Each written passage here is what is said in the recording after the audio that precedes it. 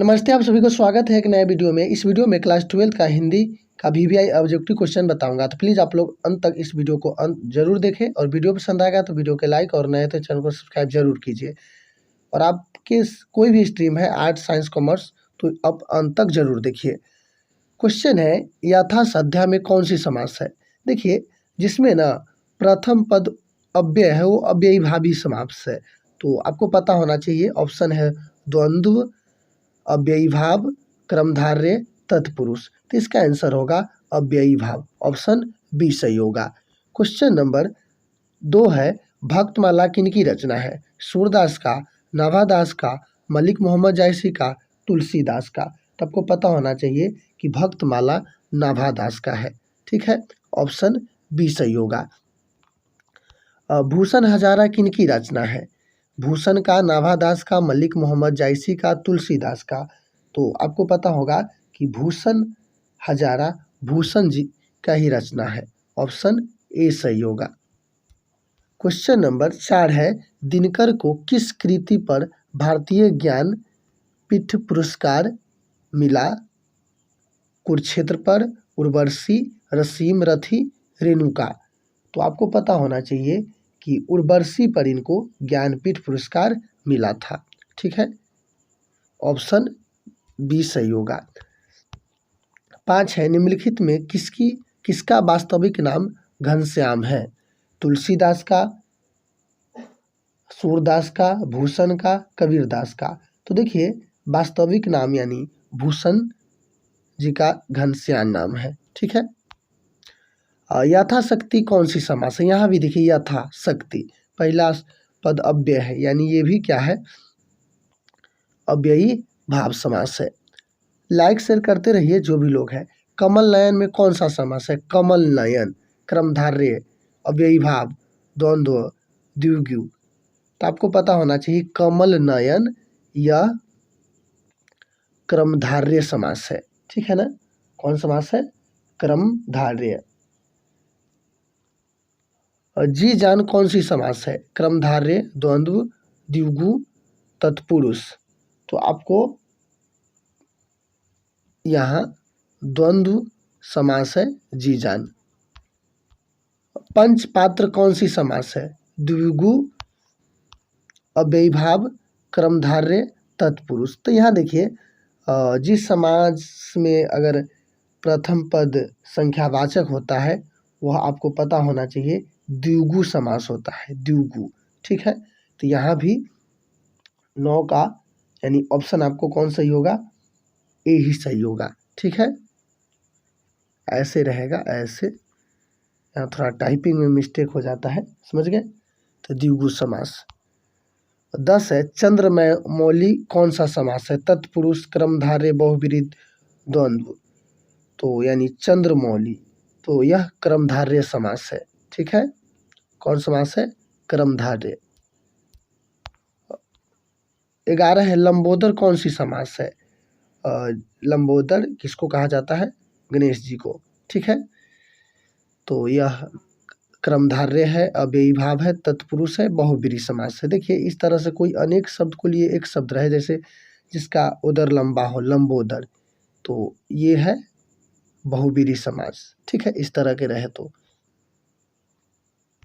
और बालकृष्ण भट्ट की काव्य की रचना काल है आदिकाल, भक्ति काल, रीति काल, आधुनिक काल। तो बालकृष्ण भट्ट के जो काव्य है इनका रचना का काल है आधुनिक काल, ऑप्शन डी सही होगा। क्वेश्चन नंबर 13 है उसने कहा था कैसी कहानी है। व्यंग्यात्मक, मनोरंजक, युद्ध विरोधी, इनमें से सभी। तो क्वेश्चन है कि उसने कहा था किस तरह की कहानी है। तो 62 का आपको आंसर सही होगा, युद्ध विरोधी। ठीक है, उसने कहा था कैसा है, युद्ध विरोधी।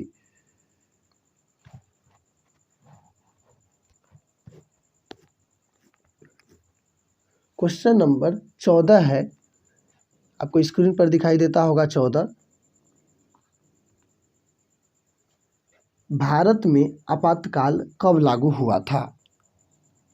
1977 में, 1975 में, 1980 में, 1979 में। यानी भारत में आपातकाल कब लागू हुआ था? आपको पता होना चाहिए कि भारत में आपातकाल लागू पहली बार 1975 में हुआ था। ठीक है। नारी कब अपना समस्त मूल्य भूल गई?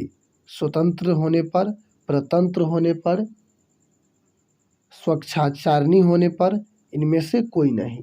इसका ऑप्शन बी सही होगा, परतंत्र होने पर। तार सप्तक के संपादक कौन है? मोहन राकेश, बालकृष्ण भट्ट, चंद्रधर शर्मा गुलेरी, अज्ञय। यानी जो तार सप्तक है इनका संपादक कौन है? तो आपको पता होना चाहिए इनका तार सप्तक का अज्ञय जी है। कौन है? अज्ञय जी। ठीक है।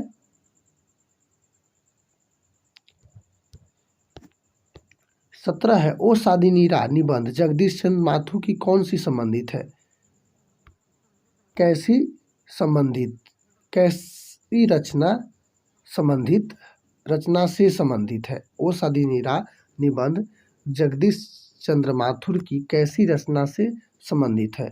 बोलते क्षण से, वीर अभिमन्यु से, भोर का तारा से, कोणार्क से। तो इसका ऑप्शन पहला ही है, बोलते क्षण से। ठीक है।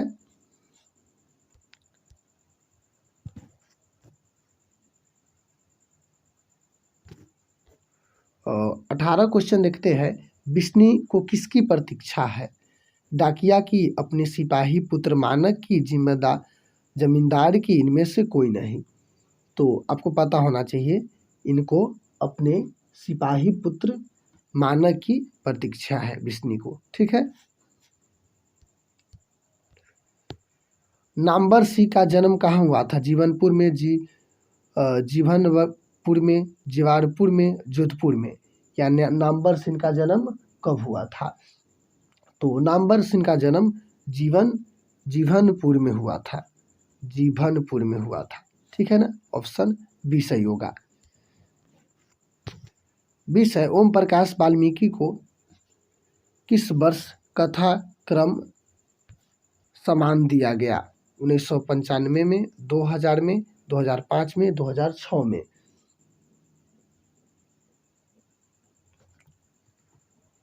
तो इसका आंसर आपको सही होगा कि 2000 ईस्वी में ओम प्रकाश जी को क्या दिया गया? कथाक्रम सम्मान दिया गया था। कब? 2000 ईस्वी में। ऑप्शन बी सही होगा। अखावट किनकी रचना है? कबीरदास के, रहीम के, जायसी का, सूरदास का।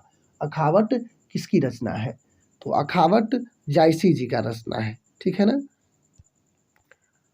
22 है, भगवान किस कवि के पूज्य थे? तुलसीदास, जायसी, कबीरदास, सूर्यदास।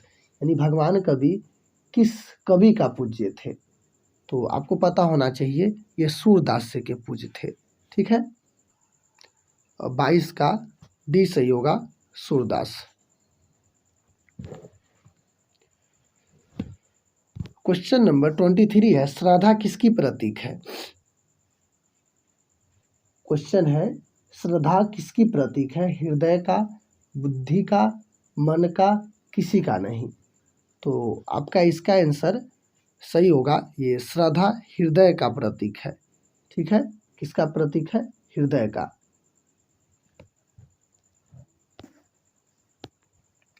खिलौना किसका प्रतीक है? गाड़ी का, गाय का, पुत्र का, पति का।